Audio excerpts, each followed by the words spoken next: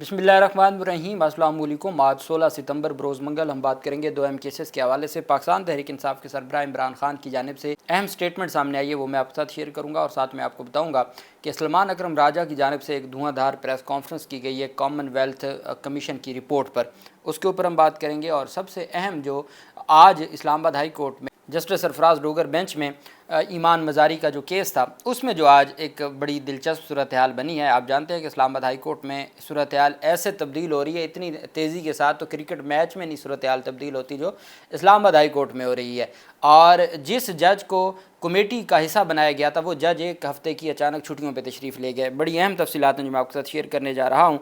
सबसे पहले इमरान खान की स्टेटमेंट और फिर हम आ जाते हैं पाकिस्तान तहरीक इंसाफ की जानिब से जो तफसीलात सामने आई हैं। इमरान खान ने वाज़ेह तौर पर कहा है कि मेरे ख़िलाफ़ जो अडयाला जेल में ट्रायल हो रहा है, ये एक मिलिट्री कोर्ट है और ये आर्मी अदालत है, चूँकि इसमें और आर्मी अदालत में कोई फ़र्क नहीं है। पाकिस्तान में इस वक्त जो कुछ हो रहा है, मुसलसल आइन और कानून की धज्जियाँ उड़ाई जा रही हैं। मुझ पर 300 से ज़्यादा मुकदमात बनाए गए जिनका मैं सामना कर रहा हूँ। कोई डील किए बगैर मैं अदालतों से इंसाफ लेकर ही बाहर आऊँगा। इमरान खान ने वाज़ेह कर दिया कि कोई भी डील किए बगैर मैं अदालतों से इंसाफ लेकर ही बाहर आऊँगा, इसके अलावा मैं बाहर नहीं आऊँगा। हमारी जमात पर हर तरह का जुल्म ढाया गया, अगर मेरिट पर फैसला किया जाए तो मैं और मेरी अहलिया आज ही रिहा हो जाएं। मेरे और मेरी अहलिया बुशरा बेगम के तमाम इंसानी हकूक़ पामाल हैं। हमें आम कैदी वाली सहूलियात से भी महरूम रखा गया है। मेरी किताबें तक रोक ली जाती हैं। 8 माह में सिर्फ़ एक बार मेरे बच्चों से बात करवाई गई है और जजों की मेरे मुकदमात में कोई हैसियत नहीं, ना मेरे मुकदमात का ट्रायल आज़ादाना तौर पर हो सकता है, बल्कि ये एक मिलिट्री ट्रायल है। उन्होंने कहा, मैं अपनी तमाम पार्टी को कहता हूँ कि आप सब मुत्तहिद रहें, जुल्म का निज़ाम ज़्यादा देर कायम नहीं रहेगा। आप सब के लिए लाजिम है कि मेरी ट्वीट को रीट्वीट करें ताकि मेरे पैगाम पर इत्तेहाद कायम रहे। खैबर पख्तूनख्वा में एक ग्रैंड जलसे का ऐलान किया जाए जिसमें पूरे मुल्क से लोग शरीक हों और इस स्याह रात के ख़िलाफ़ खड़े हो सकें। दूसरी स्टेटमेंट ये दी गई इमरान खान की जानिब से कि अफ़गानों और कबाली अवाम के साथ भी एक फ़ॉल्स फ्लैग रचाया गया है। जब से ये निज़ाम आया है, अफ़गानिस्तान के साथ ताल्लुकात जानबूझकर बिगाड़े जा रहे हैं और उन्हें मुसलसल पाकिस्तान से जंग शुरू करने पर उकसाया जा रहा है ताकि मौजूदा अफ़गान हुकूमत की मुखालिफ लाबी को खुश किया जा सके और मगरब के सामने एक निजात दहिंदा बनने की कोशिश की जा सके। सबसे पहले अफ़गान हुकूमत को संगीन धमकियाँ दी गई, फिर मजहबी, अखलाकी और पनाह गज़ीनों के आलमी हकूक़ की खिलाफ वर्जी करते हुए 3 नस्लों से पाकिस्तान में मुकीम अफ़गान भाइयों को धक्के देकर मुल्क से निकाला गया। इसके बाद अफ़गानिस्तान की सरज़मीन पर हमले किए गए और अब ये कह कर के दहशतगर्द आ गए हैं, कबाली इलाकों में ऑपरेशन लॉन्च कर दिए गए हैं। इन पॉलिसियों की वजह से हर जानिब हमारे ही लोग शहीद हो रहे हैं। वो पुलिस एहलकार हों, वो फ़ौजी और आम बेगुनाह लोग जो शहीद हो रहे हैं, सब हमारे अपने हैं। इस तर्ज़ अमल से कभी अमन कायम नहीं होता। पायदार अमन हमेशा बातचीत से कायम होता है। अब अफ़गानिस्तान और कबायली इलाकों में अमन के क़याम के लिए 3 फ़रीक़ों को साथ लेकर चलना नागुज़ीर हो गया है। सबसे पहले पाकिस्तान के कबायली अवाम, दूसरी अफ़गान हुकूमत और तीसरी अफ़गानिस्तान की अवाम। इन 3 फ़रीक़ैन की मदद के बगैर कोई ऑपरेशन पायदार नहीं हो सकता। खैबर पख्तूनख्वा में जो कुछ करने की कोशिश की जा रही है, वो सिर्फ पाकिस्तान तहरीक इंसाफ की हुकूमत को गैर मकबूल करने के लिए मिलिट्री ऑपरेशन से दहशतगर्दी मज़ीद बढ़ेगी और जब पुलिस इसी मिलिट्री बढ़ती दहशतगर्दी को कंट्रोल करने में लगेगी तो गवर्नेंस और अमन व अमान का बेड़ा गर्क हो जाएगा। ऐसी पॉलिसी ANP की हुकूमत के दौर में भी अपनाई गई थी, ANP को ख़त्म करने के लिए। खैबर पख्तूनख्वा के तमाम MPAs, MNAs और सेनेटर वज़ीर आला के साथ बैठकर वहाँ के मसाइल का जल्द से जल्द हल निकालें। ख़ुसूसी तौर पर जिन इलाकों में सैलाब आया है, वहाँ अमन कायम रखने के लिए ख़ुसूसी इक़दाम किए जाएँ। हमारे इत्तेहादी महमूद खान नचगज़ई की क़यादत में एक अमन वफ़द लेकर अफ़गानिस्तान जाएँ और वहाँ बातचीत से मसाइल का हल तलाश करें। ये इमरान खान की जानिब से अफ़गानिस्तान से मुतल्लिक़। कॉमनवेल्थ की रिपोर्ट से मुतल्लिक़ इमरान खान ने कहा कि कॉमनवेल्थ की 8 फरवरी के इलेक्शन पर जो रिपोर्ट लीक हुई है, उसने भी इंतखाबी धांधली का पोल खोल दिया है कि कैसे ढिठाई से हमारी मैंडेट चोरी किया गया। कॉमनवेल्थ की मुताबिक ये रिपोर्ट पहले ही सरकारी सतह पर हुकूमत पाकिस्तान को दे दी गई थी, मगर यहाँ सुल्तान राजा जैसे बेज़मीर लोग हैं जिन्होंने इंतखाबी चोरी की सहूलतकारी की। इस पर पर्दा डालने में भी भरपूर किरदार अदा किया। पाकिस्तान में वोट चोरी का कानून सख्त है और ऐसा करने पर आर्टिकल 6 का निफाज होता है, लेकिन मुल्क में इस वक्त जो निज़ाम है उसके अलावा सारे कानून ख़त्म हो चुके हैं। यहाँ पर लियाकत चट्ठा जैसे लोग काबिल तहसीन हैं जिन्होंने अपने ओहदे पर ज़मीर की आवाज़ को तरजीह दी। इस चोरी के बाद अवाम का कत्लेआम किया गया और 26वीं यानी तरमीम की गई। इस तरमीम के ख़िलाफ़ भी जिन जिन जजेज़ ने आवाज़ बुलंद की वो तारीफ़ के काबिल हैं।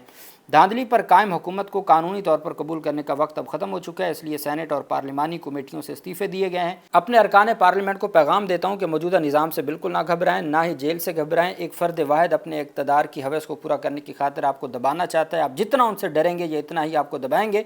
आप हक़ पर हैं और हक़ और सच इंसान को बहादुर बनाता है और हक़ की फतेह होती है। ये पाकिस्तान तहरीक इंसाफ के सरबराह इमरान खान की जानिब से 3 स्टेटमेंट्स दी गई जो कल तोशाखाना 2 केस की समाअत थी, जिसमें बैरिस्टर अली ज़फ़र ने कहा कि जो गवाह था जिसने तखमीना लगाया था, उनसे जब यह सवाल पूछा गया कि आपने जो तखमीना इमरान खान के दौर में आपसे लगवाया गया था तहाइफ का, क्या वो दुरुस्त लगाया था? उन्होंने कहा मैंने दुरुस्त लगाया था, जितना बनता था मैंने उतना ही लगाया।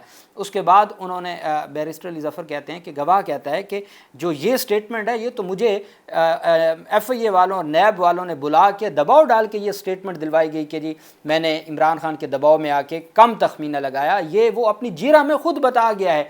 अब उसके बाद भी कोई मुकदमा रह गया, तोशाखाना केस रह गया। इसी बुनियाद पे तो कल सलमान सफदर ने कहा कि ये केस ज़मीन बोस हो चुका है। लेकिन एक बात मैं आपको बता दूं, सारे गवाह आके कहें ना ये मुकदमा झूठा है, उसके बावजूद भी सज़ा होगी, चूँकि निज़ाम चाहता है कि सज़ा हो और निज़ाम के पास कोई ऑप्शन नहीं है। यही वजह है कि कैसे कैसे निज़ाम ने ट्रांसफ़र करके ये करके वो करके रूल्स में तब्दील तरमीम सारा कुछ सिर्फ एक फ़र्द वाहिद इमरान खान के लिए किया और मुकदमात समाअत के लिए मुकर्रर ना हों, अपीलें लगती नहीं हैं, सज़ा मुअत्तली की दरख्वास्तें।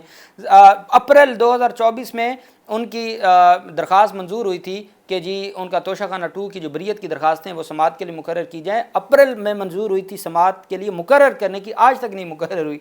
तो अब हम कैसे कहें कि सितंबर में जो 190 मिलियन पाउंड केस की सज़ा मुअत्तली की दरख्वास्तें मुकर्रर करने की दरख्वास्त मंजूर हुई है, अब वो मुकर्रर हो जाएंगे। तो ये एक निज़ाम है।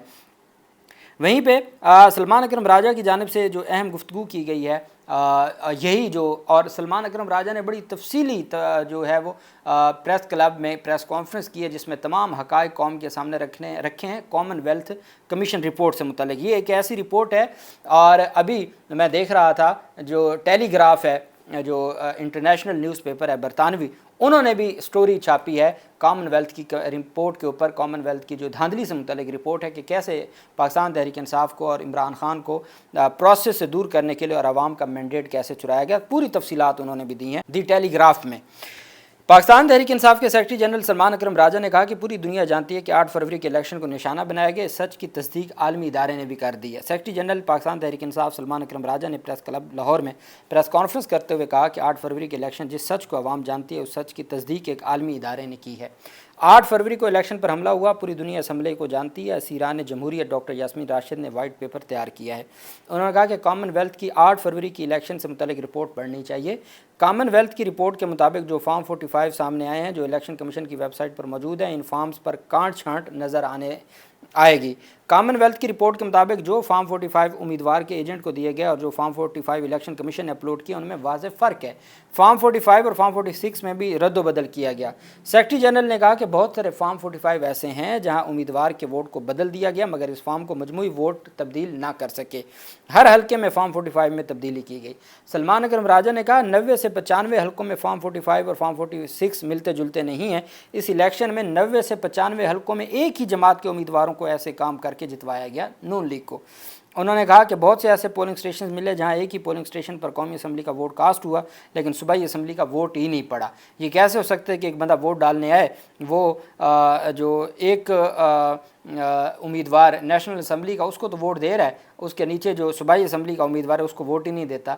और सूबाई असम्बली में वोट बहुत कम निकलते हैं और नेशनल असम्बली में वोट बहुत ज़्यादा निकलते हैं, जिसका कोई कहीं को कंपैरिजन भी नहीं किया जा सकता, इतने ज़्यादा वोट निकलते हैं। साथ उन्होंने कहा सलमान अकरम राजा ने कि इमरान खान डील करके नहीं आएंगे, इमरान खान मेरिट के ऊपर मुकदमात के से जो बरी होके और सर उठा के आएंगे। सलमान अकरम राजा ने कहा कि इमरान खान डील नहीं करेंगे और सर उठाकर जेल से वापस आएंगे।